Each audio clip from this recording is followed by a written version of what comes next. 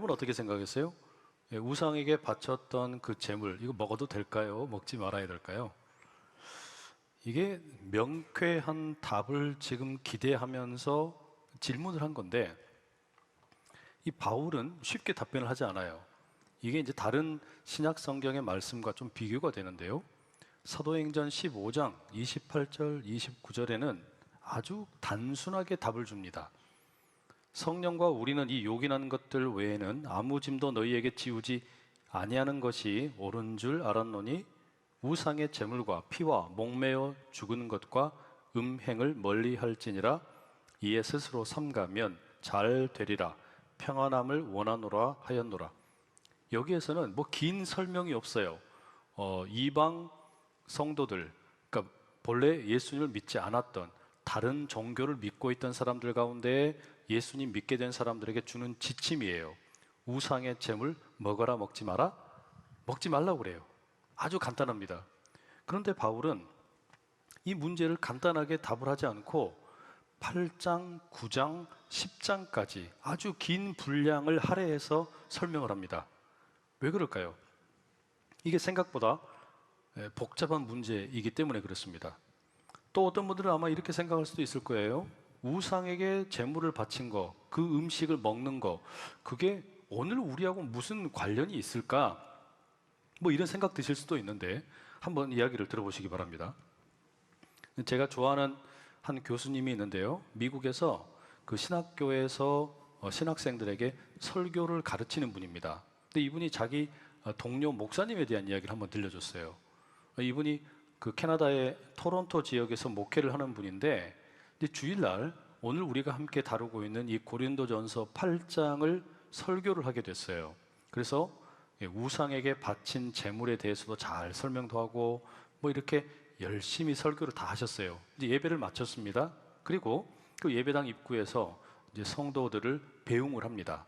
오며 가며 이제 인사를 하는데 어느 한 20대 젊은 여학생이, 그러니까 대학교에 다니는 여학생이 이 목사님에게 와서 인사를 하면서 그래요.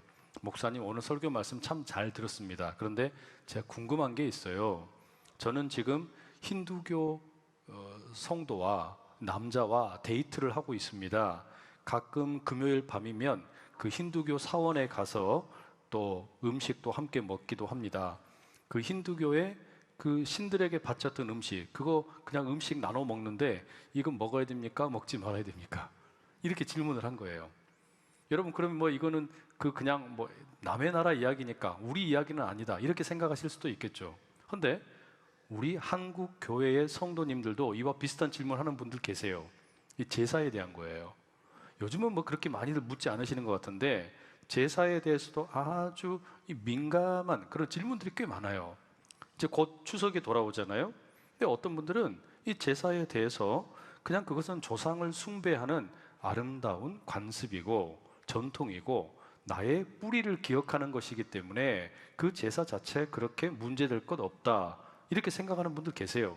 천주교는 실제로 그렇게 하고 있죠. 반면에 또 어떤 분들은 이 제사는 그렇지 않다, 이것은 아주 영적으로 우상 숭배다, 이렇게 생각하는 분들도 있단 말이에요.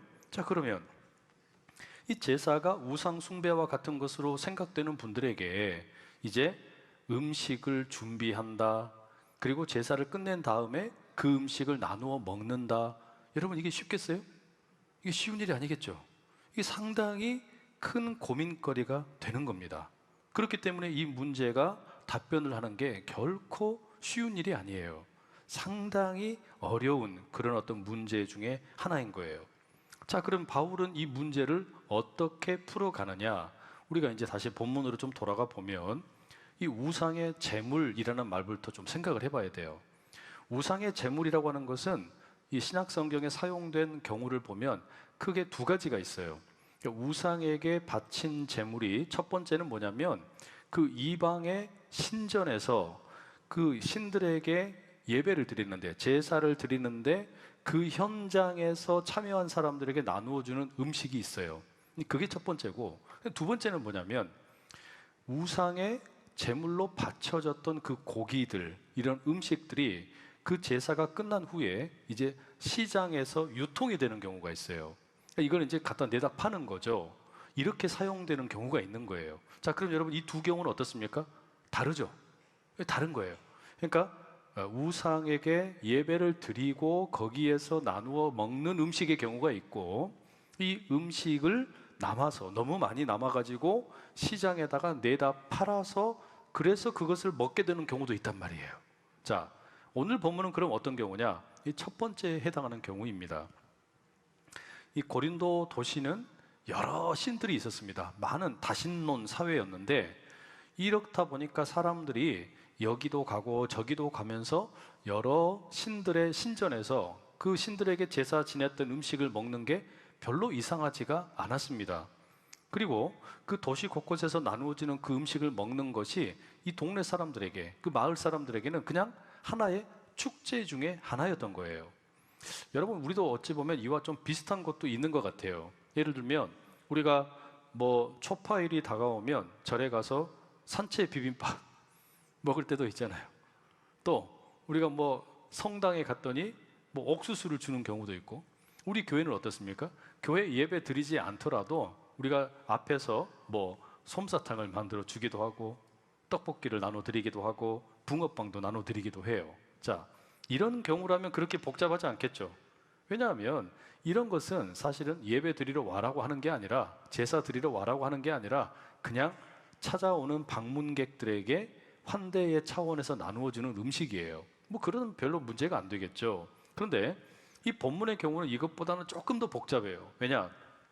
이게 단순히 그 고린도 도시에서 뭐 아프로디테 신전에 가가지고 피자를 얻어먹은 거나, 제우스 신전에 가가지고 햄버거를 얻어먹었거나, 또는 헤르메스 신전에 가가지고 잔치국수를 얻어먹은 게 아니라, 그 신들에게 제사를 지내는 자리에 구경하러 갔다가 거기에서 제물로 바쳐진 음식, 그러니까 그냥 뭐 일반적으로 먹는 음식이 아니라 제물로 바쳐졌던 음식을 그 제사에 참여했던 사람들이나 방문했던 사람들에게 끝나고 나서 나누어 주는 경우입니다. 그런데 거기에 누가 있었던 거냐면, 본래부터 그 도시에 살았기 때문에 여기에 대해서 아주 익숙한 고린도 교회 성도들이 몇 사람 구경하고 참여했던 거예요. 그러니까 예수 그리스도를 믿는데 제우스 신전에 그냥 놀러 간 거예요. 예배를 드리러 간 건 아니에요. 제우스에게 절하러 간 건 아니에요. 그런데 가서 보니까 제우스에게 바친 음식들을 그 제사가 끝나고 난 다음에 막 나누어 주는 겁니다. 그러니까 그걸 어떻게? 그냥 받아 먹은 거예요. 자, 이런 경우에 이것을 먹어도 되느냐, 먹으면 안 되느냐, 이거 가지고 논쟁이 붙은 거예요. 이제 바울이 여기에 대해서 답을 해야 되는데, 그러면 먼저 우리가 좀 답변을 좀 드려야 될 게 있어요. 그게 뭐냐면, 이런 제우스가 됐든 아프로디테가 됐든 헤르메스가 됐든 이런 신전에 가가지고 그 우상에게 바친 제물을 먹은 사람들, 당신들 왜 먹었어? 이 사람들이 왜 먹었는지에 대해서 나름의 논리가 있을 거 아니에요. 그 이유가 뭐냐? 이 사람들이 말하기를 우리는 지식이 있다, 우리는 깨달음을 얻었기 때문이다, 이렇게 말합니다. 어떤 지식이고 어떤 깨달음이냐? 4절 말씀 한번 같이 읽어보실게요. 4절 시작. 그러므로 우상의 제물을 먹는 일에 대하여는 우리가 우상은 세상에 아무것도 아니며 또한 하나님은 한 분밖에 없는 줄 아노라.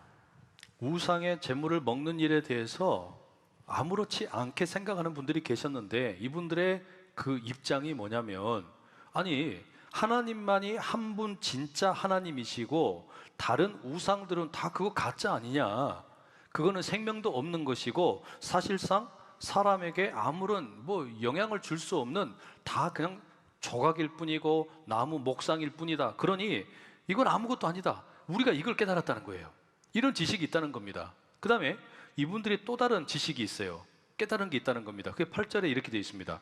음식은 우리를 하나님 앞에 내세우지 못하나니 우리가 먹지 않는다고 해서 더 못 사는 것도 아니고 먹는다고 해서 더 잘 사는 것도 아니니라. 이게 무슨 이야기냐면, 내가 음식 가지고서 내 신앙이 흔들리는 거 아니다, 내가 무슨 음식을 먹었다 그래가지고 영향을 받는 거 아니다, 이렇게 이야기하는 거예요. 여러분 어떠세요? 그러니까 하나님 외에 다른 모든 것들은 다 가짜다, 여러분 이건 맞아요, 틀려요? 맞죠? 그 다음에 음식을 먹는 것 때문에 내 신앙이 흔들리지 않는다, 이렇게 말하는 것도 여러분 일리가 있어요, 없어요? 일리가 있어요. 맞는 말이에요. 그러니까 그 아프로디테 신전이나 제우스 신전이나 이런 데 다녀와서 거기에서 구경하다가 예배드린 게 아니라 그냥 구경 갔다가 제사 음식 나눠주니까 먹은 사람들이 다른 이 고린도 교회 성도들에게 이야기하는 거예요. 여러분, 아니 뭐 제우스가 됐든 아프로디테가 됐든 헤르메스가 됐든 그것들 다 가짜 아닙니까? 그런 거는 존재하지도 않습니다. 그러니까 안심하세요. 문제 갖지 마세요. 그리고 생명도 없는 신에게 바친 그 음식, 아니 그게 우리가 먹는다 그래서 무슨 문제가 됩니까? 내 신앙에 아무런 영향이 없습니다. 나에게 있어서 오직 한 분 주님은 예수님 뿐입니다. 그러니까 나는 이 음식에 의해서 전혀 영향을 받지 않습니다. 이렇게 이야기한 거예요. 그런데 이런 이야기에 대해서 다른 성도들이, 그 교회 성도들이 불편한 거예요. 이걸 받아들이지는 못하겠는 거예요. 문제가 된다고 생각을 한 겁니다. 그래서 싸운 거예요. 자, 이러니까 바울이 뭐라고 답변하냐? 다시 우리 1절 한번 읽어보실게요. 1절 함께 읽습니다. 시작. 우상의 제물에 대하여는 우리가 다 지식이 있는 줄을 아나 지식은 교만하게 하며 사랑은 덕을 세우나니. 여기서 바울이 두 개를 비교하죠. 지식과 뭘 비교합니까? 사랑을 비교하고 있어요. 그래서 이어지는 2절 3절에 보면 지식보다 사랑을 더 우위에 두고 있습니다. 왜 그럴까요? 왜 바울이, 분명 우리가 보니까 그 논리가 맞는 것 같은데, 말하자면 우상은 다 가짜다, 하나님만이 온전하시고 진정한 신이시다, 그러니까 우상 그거 뭐 겁낼 거 없다, 또 그 음식이 뭐 무슨 대수냐, 그것 때문에 내 신앙 흔들리지 않는다, 다 맞는 것 같은데 왜 여기에 대해서 바울이 지금 염려를 하느냐?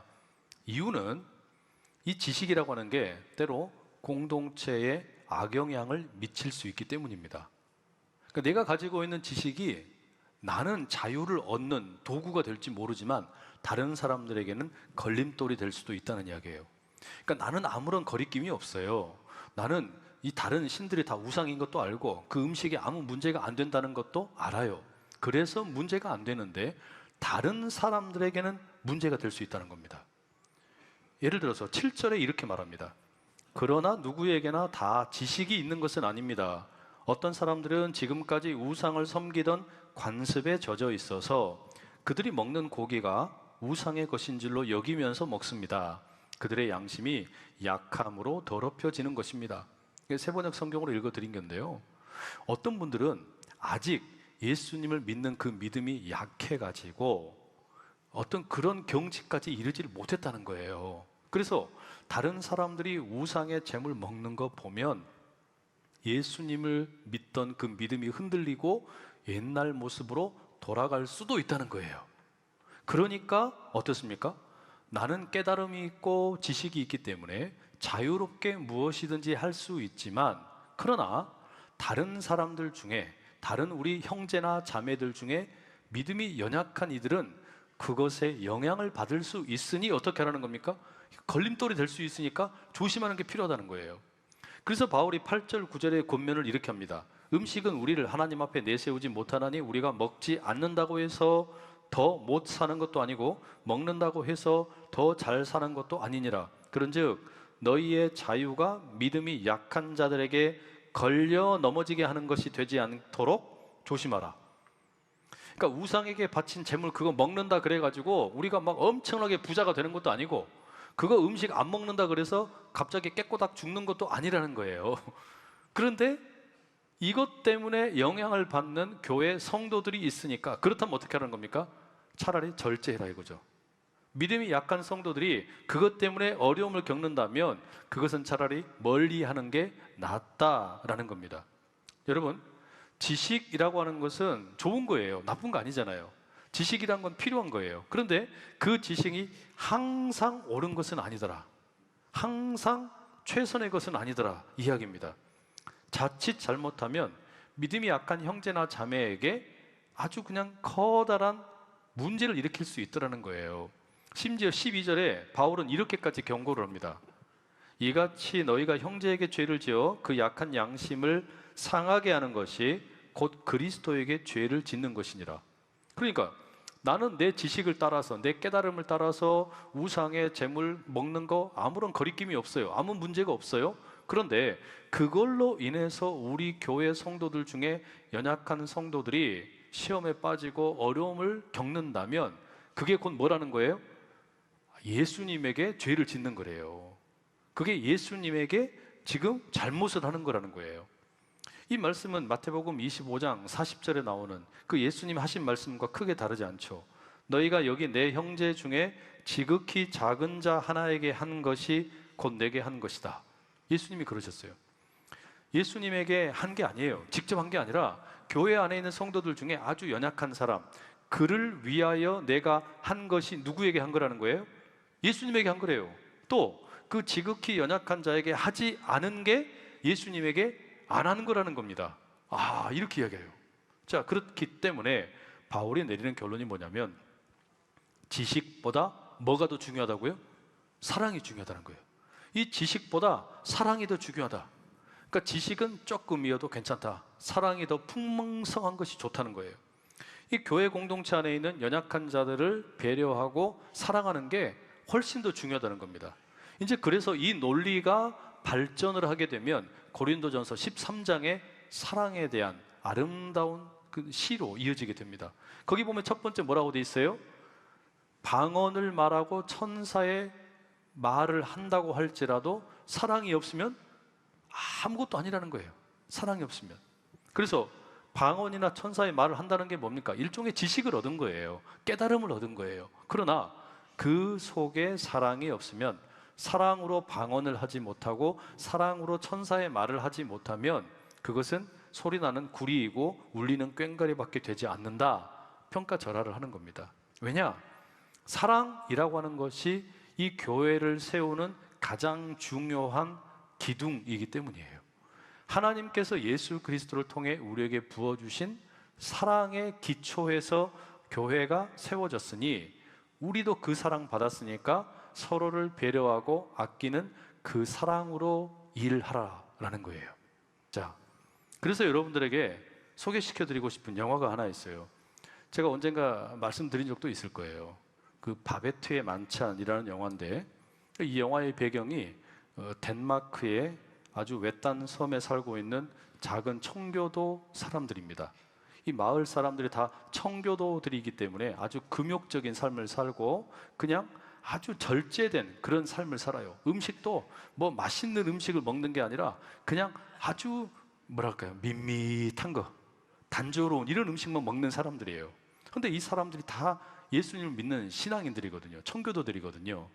그런데 최근에 이 사람들이 싸웠어요. 갈등이 생긴 겁니다. 마치 고린도 교회처럼 막 분파가 생기고 나누어졌어요. 심지어 아주 막 말다툼도 하고 적개심이 생겼어요. 근데 이 교회 공동체를 이끌어가는 게 누구냐면 이 두 자매입니다. 이 두 자매는 이 교회를 세운 설립자 목사님의 딸들이었어요. 근데 이 아버님은 돌아가시고 딸들이 이 교회를 이제 이끌어가게 된 거예요. 어느 날 이 딸 두 사람에게, 그러니까 이 자매들에게 프랑스 파리에서 이 도망을 친 바베트라는 이름의 여성이 찾아오게 됩니다. 이 바베트는 그 프랑스 파리에서 이제 내전이 일어나고 전쟁이 일어나면서 남편도 잃고 자녀도 잃고 망명을 하게 된 거예요. 이제 도망을 쳤어요. 그런데 이 바베트를 두 자매가 안아주고 품어주고, 그래 우리 집에서 함께 살자, 이렇게 이제 배려를 해주게 됩니다. 근데 이 바베트가 이제 이 두 자매를 거들면서 뭐 식사도 돕고 교회 성도들 섬기는 일도 열심히 하는 거예요.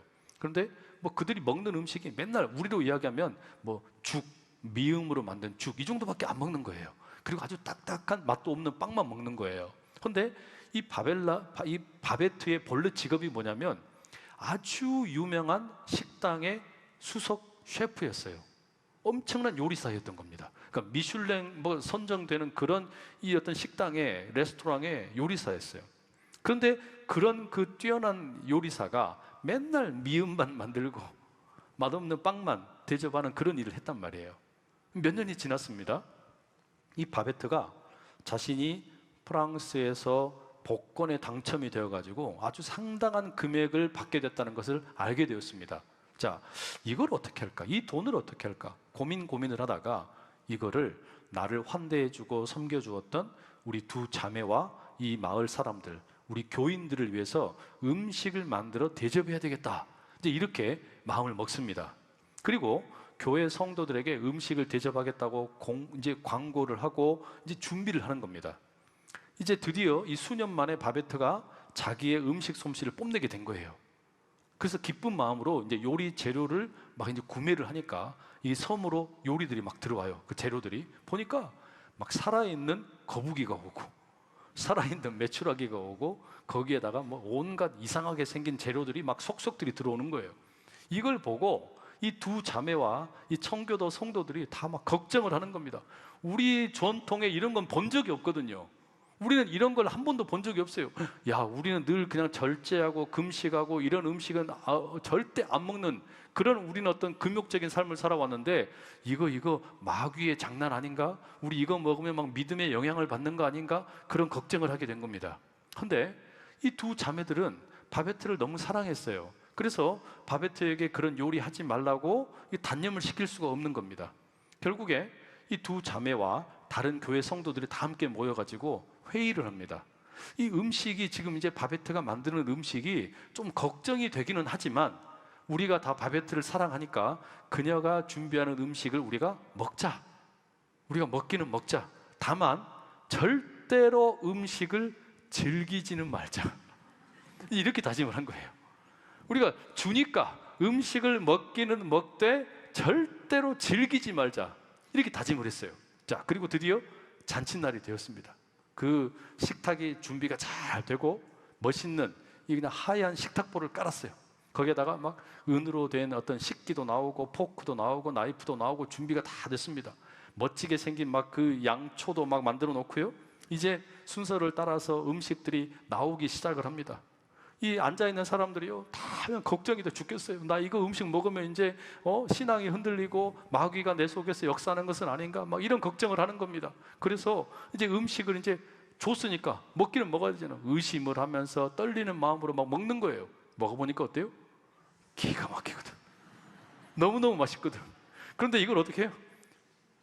티를 내면 안 되잖아. 그러니까 먹는데 맛은 있는데 티를 안 내고 막 이러고 있는 거예요. 다 티를 못 내고 그러고 있는 거예요. 그런데 희한한 일이 벌어진 거예요. 이 맛있는 음식이 차례대로 코스를 따라서 막 나오는데요. 이 음식을 먹다 보니까 사람들이 찡그리고 있고 인상 쓰고 있고 절대로 내가 여기에 대해서 이 음식을 즐기지 않겠다라고 생각했던 사람들이요.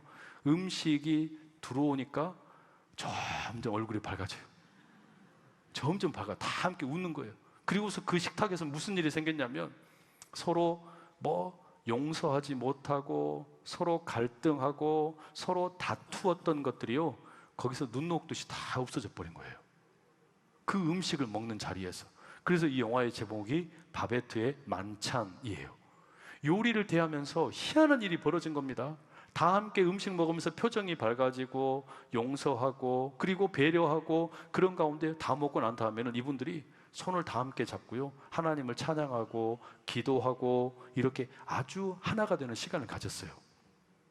여러분, 지식보다 사랑으로 충만하다는 거 여러분 바로 이런 모습 아니겠어요? 바로 이와 같은 식탁을 만드신 게 우리 예수님이에요.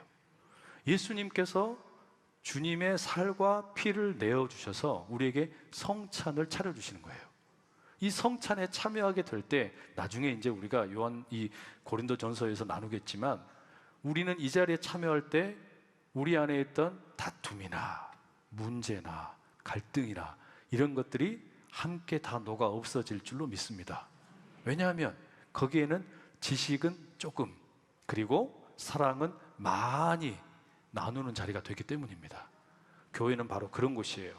교회는 지식이 많고 사랑이 적은 곳이 아니라 지식은 적고 사랑이 많아서 어떤 경우가 되었든 상대방을 배려하고 또 사랑으로 품어주고 그런 은혜가 우리 가운데 늘 가득할 수 있기를 간절히 축복합니다.